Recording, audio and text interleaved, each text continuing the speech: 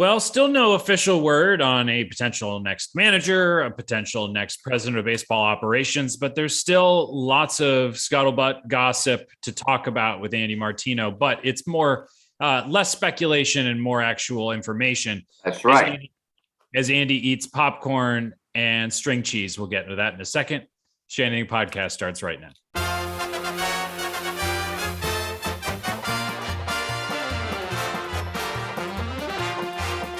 Welcome to the show, everybody. It's Doug Williams and Andy Martino with you this week. A reminder to subscribe to this podcast, Apple, Spotify, wherever you're listening, you can find it, and we appreciate it.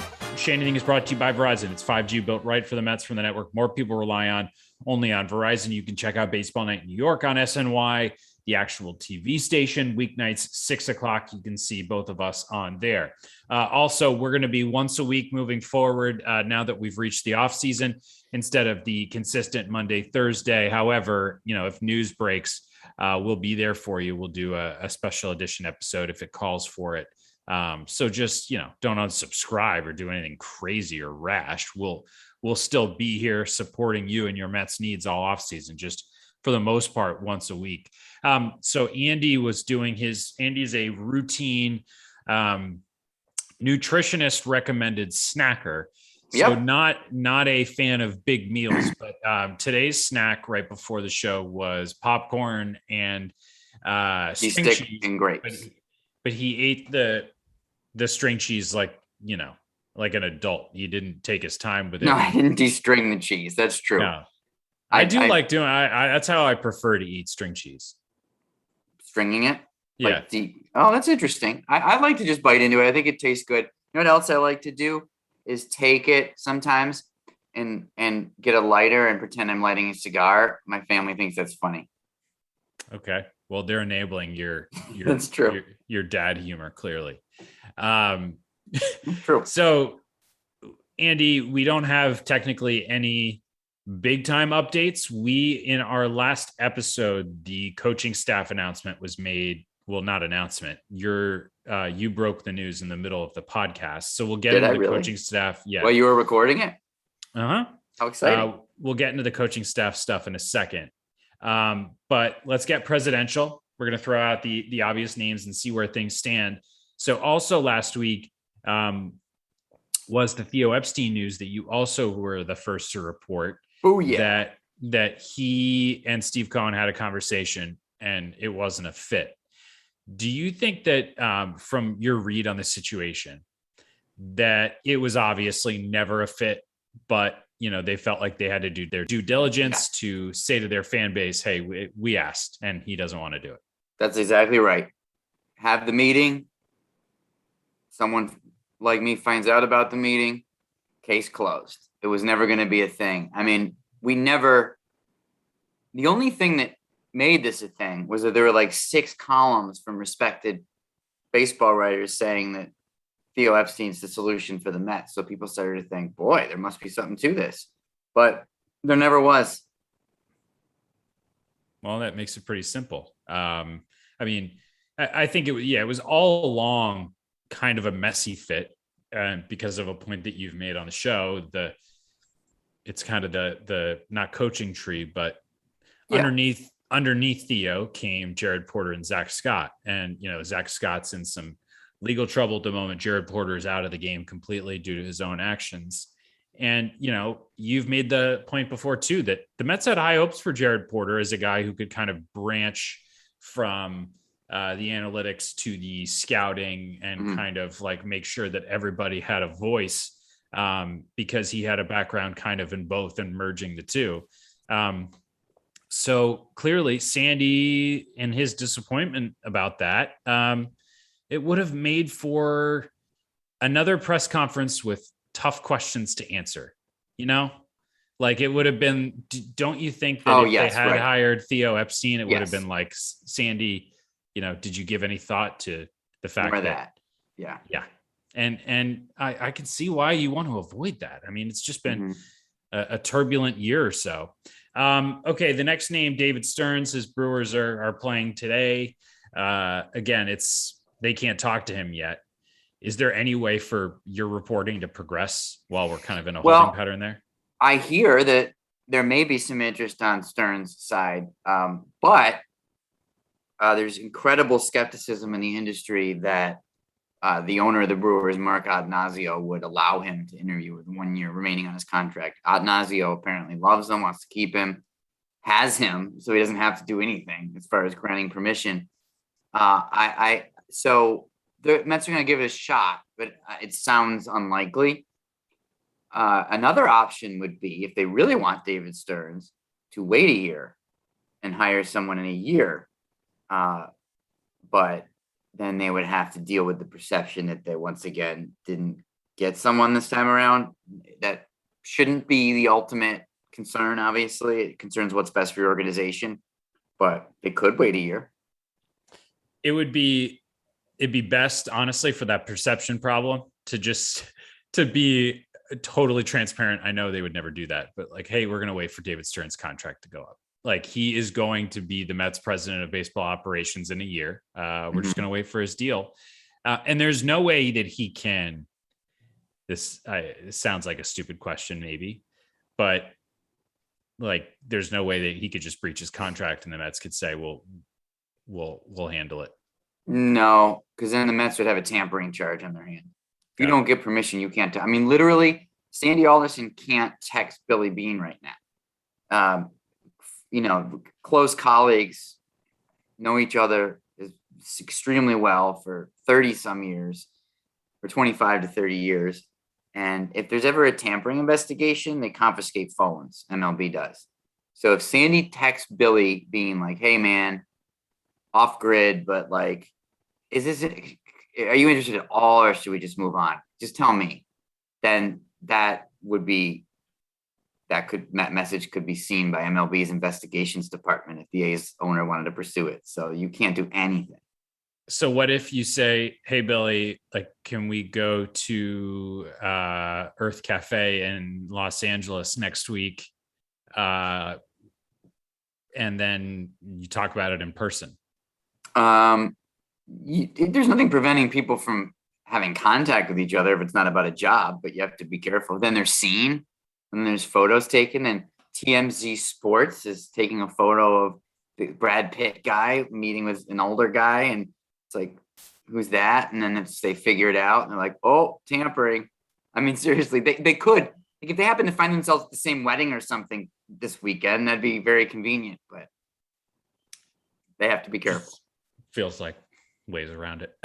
So as for Billy Beane, it sounds like even though his team's not in the postseason, it's still difficult for you to learn any new information if Sandy Alderson can't speak to him, right? Is there anything new there? But they're not going to ask permission until probably they can ask permission on Stearns too.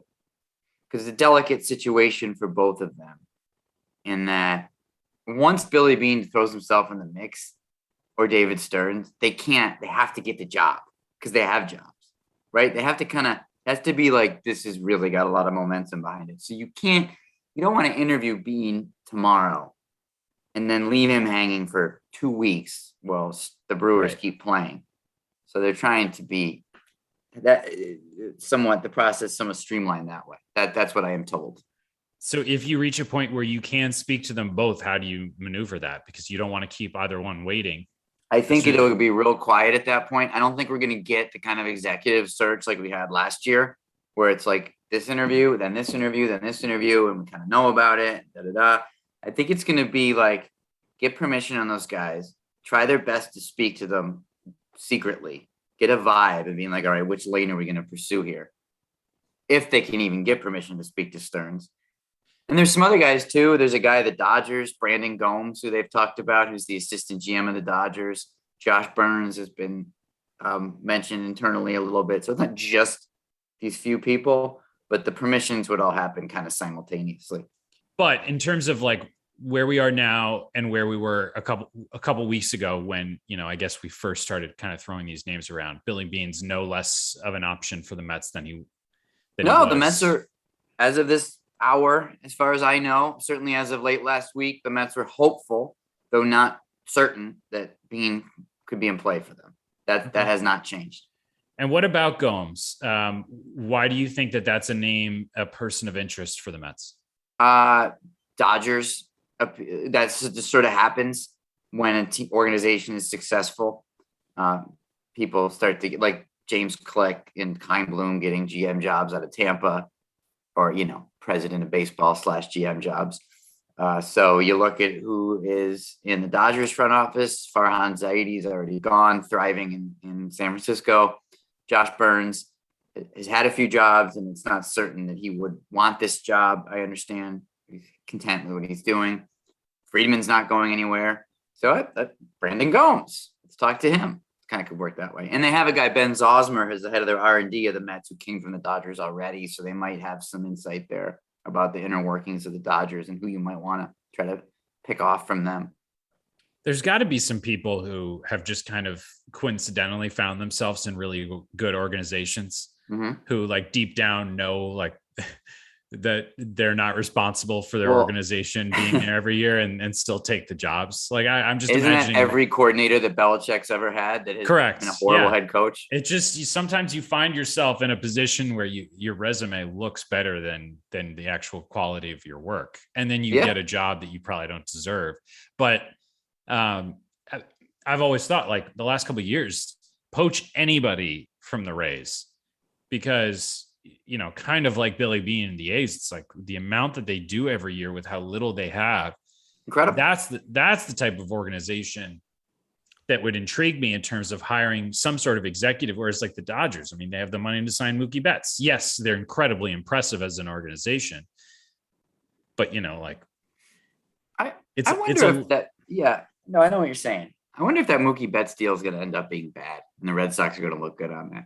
It's already breaking down. I feel like the Red Sox kind of in some ways already do look good, because the idea of trading him was crushed by so many, like imagine doing that, like typical, Twitter skeptics.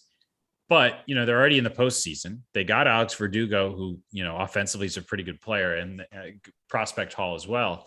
And, look at Andy, look at the Yankees. They have the same decision with Aaron Judge that the Red Sox had with Betts. Yeah. And I think you can make a point that trading that guy doesn't necessarily mean like black and white, like rebuild, giving up. Yeah.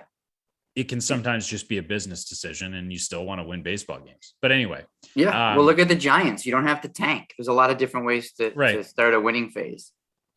And the Giants are another reminder that like an old position player core doesn't mean like start over. Right.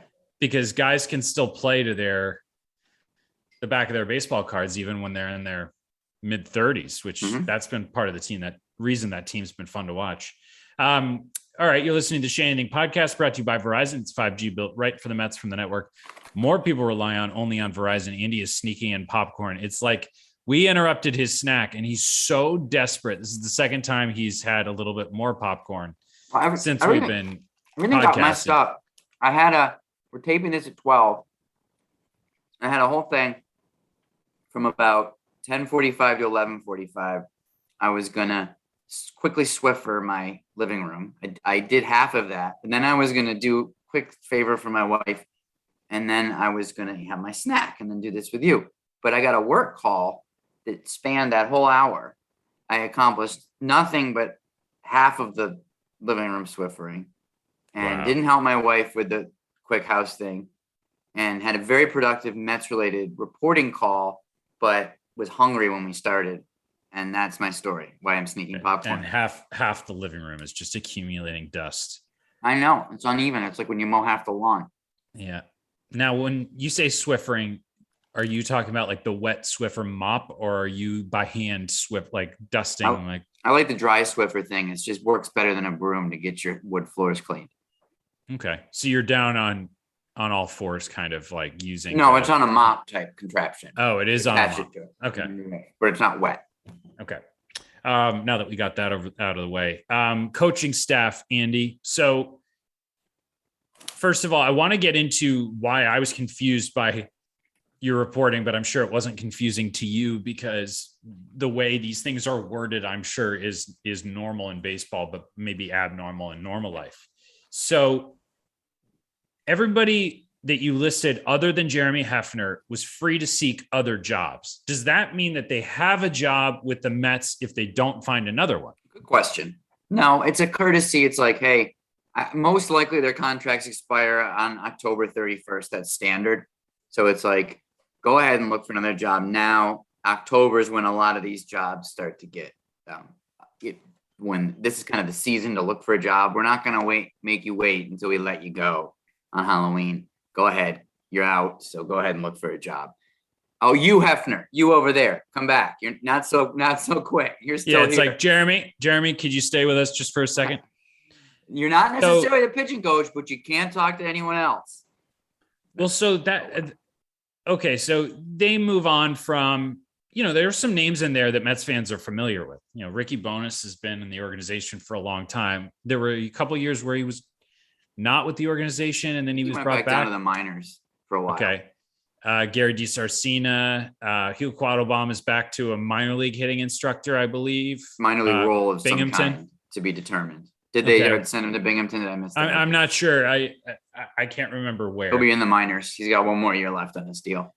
So, look, just from my perspective, listening to him talk about pitchers, judging from his mound visits, the performance of some of his pitchers, I don't know how much you read into that, but Jeremy Hefner always seemed like, and you're reporting too when he got hired, always seemed like a good pitching coach. Like he was a good get, a good hire, somebody who was coveted by other teams.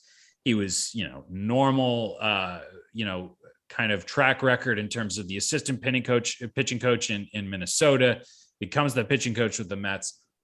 Why would they want somebody else in that role while clearly liking him enough to keep him with the team?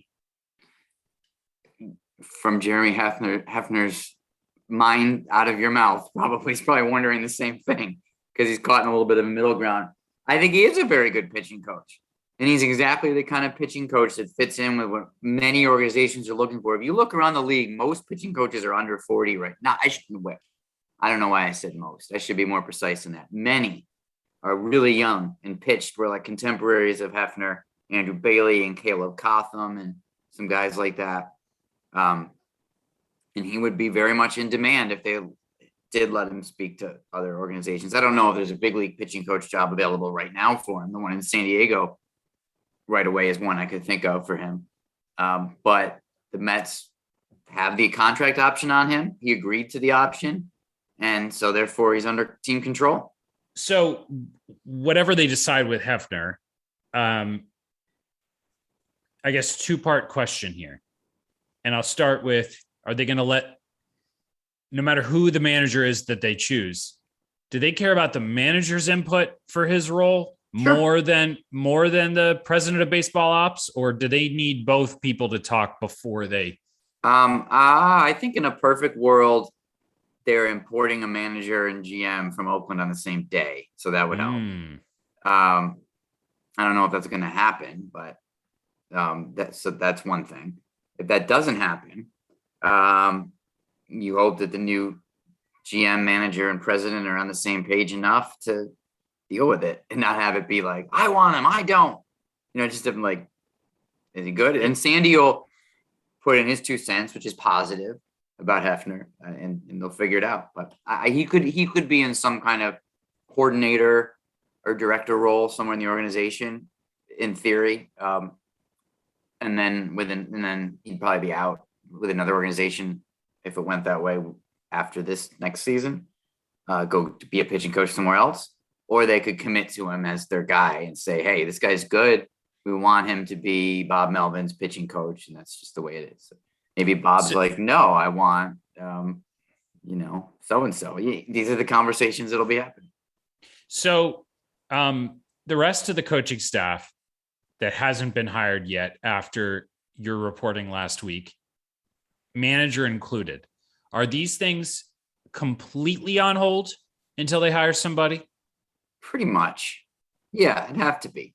They clear the decks for the manager and coaches, and so out of respect to the new hire in a lot of ways. So yeah, they're not hiring. You can do your random, let's say like the most amazing coach becomes available you just there's no rules about how you would handle this, but there's a reason they had a reset button by getting rid of everybody, including some pretty good coaches. Give the next person some leeway. Right. So speaking of which, our next topic is an interesting idea from Jeff, which is kind of examining the relationship between Sandy Alderson and Steve Cohen, not necessarily, interpersonal communications and that type, but more of, two big hires coming up, very different philosophies on life, but a partnership from the beginning that helped get Steve Cohen the team. Yeah. So what do you think, like, both of their roles will be in hiring somebody who's underneath both of them, but may be the most important decision maker in terms of player personnel for the next half decade or more? It's a Cohen hire for sure. Alderson can make recommendations and help and bring candidates to Cohen, but it's Cohen's hire because this has got to be his partner in building the Mets for a long time to come. I wouldn't necessarily say it's a given that this person would be quote unquote under Sandy. An organization could have a flow chart where a president of baseball operations reports to the owner and a president of business reports to the owner. So it doesn't have to be that this person's under Sandy, actually. That's one of the things to work out. And that depends who it is.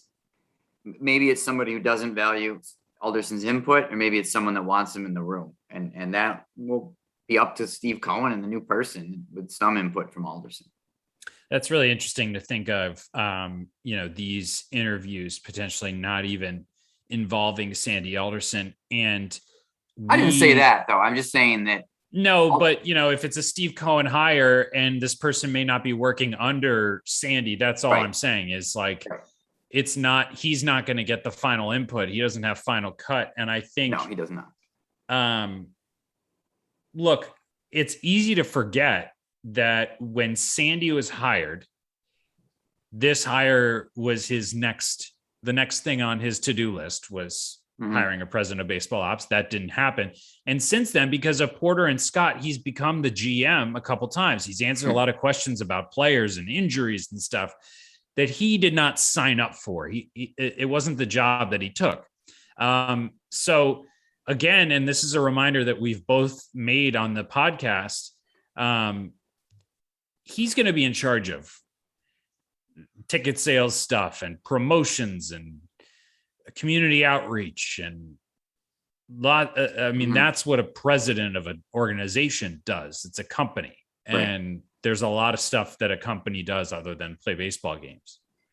So the person that is hired to do this new job will be in charge strictly of the baseball operations of the company. That's right. And every organization has a bit of a different flow of how that works with the owner, with each other. It's kind of, that's the kind of thing that those people at the very top have to work out, both officially and then interpersonally. And it's just different for every team. I mean, the Mets have a more involved owner probably than many teams, if not most, and that's a variable. I heard that the Dodgers owner, the front man kind of for the Guggenheim Group, Mark Walter, speaks to Andrew Friedman once in a blue moon, whereas Cohen is talking to his baseball people all the time. So that's a different look, and that's something that I'll have to figure out. Like, is Cohen, when he's worried about the team in the morning after a bad game, is he calling the new guy? Is he calling Alderson? Is he calling the GM? It's all these things that they all have to sort out, and it depends who the person is, how that dynamic exactly works. Just for the sake of making this make sense to me, I don't know if this will help our listeners. Was or is Randy Levine the president of the Yankees? Yes, he's the team president. So in that structure, he is above Brian Cashman in that team's hierarchy. But you never really bring up his name when they make a big move or a player decision, right? He is not in baseball operations, but he has in the past become part of baseball operations, which is something he and Cashman have had to work out. This is how it's different for every organization. Like Randy Levine, A-Rod, and some Goldman Sachs guys basically did A-Rod's second deal after he opted out, and Cashman had nothing to do with it. Do you remember when Cashman ripped the Rafael Soriano deal. Like, Yeah, at the press I was conference. about to bring that one up. So there are times when he sticks his input in baseball operations, but technically that he's not in that department, but he is the president of the team. So they do work under him, but it doesn't have to be that way. You could have different flows. I believe the Rays have this where Eric Neander now is the head of baseball, president of baseball, reports to the owner, Stuart Sternberg. A guy named Matt Silverman is in charge of president of business operations. He reports to the owner, kind of on parallel tracks. I don't think Silverman is Neander's boss. Small chance I'm wrong about that, but you see what I mean. It's different everywhere. Yeah. Okay. Well, look, there's not much going on right now, but I think that's really good inside baseball and inside front office stuff that maybe people are thinking, why, is Sandy Alderson's job going to remain the same? And, what's his role going to be if they're hiring somebody to do what he's been doing? Well, clearly there's room for two. And a lot of times they coexist kind of separately, reporting to an owner. We'll see what their structure ends up looking like. One important decision that whoever they hire is going to have to deal with, Sandy's going to have to deal with, Steve Cohen's going to have to deal with, is Robinson Cano. And he's been coming up a little bit because, he's tweeting and Instagramming photos, working out. He's playing winter ball, I think. And it's a reminder that there's 2 years left on this very expensive contract. It's a reminder that even though he's been suspended twice for PEDs, that there are players in every clubhouse who truly don't care about that and see him, for example, as a leader. And, if you were to ask me, do the Rat and Raccoon and the Donnie Stevenson things happen if Cano's in that clubhouse? I don't know the answer to that. That's a good question, though. But what do you think? What do you think the Mets do with him? Is it as simple as, buying him out because they don't want the headache of dealing with his position on their roster? Or do you think that they see him as a potential useful piece? I don't know yet. There's so many things that are more important to the team for them to think about first. I doubt that they've given it a ton of thought, and I bet that's an interview question for people. Like, what would you do with Cano? And somebody might say, let's cut him. Somebody might say, DH is coming to the league. See what he's got. What do we have to lose? Paying him anyway. So there could be some further discussion on that. And I think it's probably someone down the checklist. It's such a interesting quandary that a president of baseball ops in an interview could say, I think bring him back. Look, he can hit. You got the DH coming. Maybe he plays a little bit of third base and he's a good leadership guy. And that feels like an indictment on the game, that the guy twice suspended for performance enhancing drugs is going to be a leader in your clubhouse. But at the same time, go ahead. That's just kind of the way life works. I mean, maybe Cano just communicates well with other players and is able to be a leader without saying to them, hey, here's how to take PEDs without getting caught, hopefully. And guys do that. The whole biogenesis group, that's a topic of baseball leadership as it is. There's a tremendous gap, I was going to say, between how the public perceives the ethics of a lot of things that go on and how they're seen in a clubhouse. And sometimes it would be dispiriting to really think that through, but sometimes the media and public can be too judgmental and say like, oh, because you did this one bad thing, you can't be a leader in other ways. I don't know. It's like, if you look at what's going on right now in the with the guy, other than Beltran, the two managers that did something really bad with the Astros, Cora and Hinch, are both completely back in the good graces as if it never happened. I mean, Cano will be welcomed back into the clubhouse. There's always a few players that are really upset about PED use and they really care. Wrecker obviously is someone who really cares and judges Cano very harshly for that, and would if he was on the team, I'm sure. But that stuff is pretty much kept quiet, and it's probably the minority opinion. And the things that Cano brings to the table, like he's really good at being in the infield and helping to read swings and looking for pitch location and telling people where to go. He has like a captain of the infield thing that he does, which is good. But Yeah, ethics don't really come into play with these discussions often. And by the way, Rec is, very, as you said, very judgmental about PED use, but admits freely that he was charmed by Bartolo Colon for pretty much their entire career together.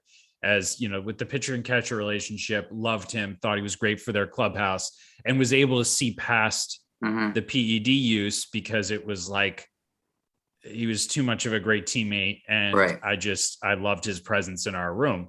Well, I understand that. That happens, yeah, and I get it too. So You anyway, have to be, who wants to? I mean, look, we make such a big deal out of like how these teams and locker rooms gel, but if you think about your own workplace, there's people who you enjoy that if you were to start talking about politics or the way you raise your families or like whatever, you'd find some significant gaps or differences in some people, but you have a common purpose, which allows you to bond over that, even if temporarily. So same thing on a team, probably. Yeah. I think that's an interesting point. And this conversation about Robinson Cano got more philosophical than maybe I intended, but I appreciate it. A reminder, subscribe to the Say Anything podcast wherever you're listening, Apple, Spotify. We appreciate it. And a reminder that Say Anything is brought to you by Verizon. It's 5G built right for the Mets from the network more people rely on, only on Verizon. Andy, it's almost time for another snack. I know you probably are finished with yours. Couple hours, actually. I'm actually going to Cat's Deli for a late lunch today because I haven't. How about that? So Pastrami on rye? That's no snack. That's meal for days. Enjoy. Thank you. Thanks for listening, everybody. We will probably talk to you next week.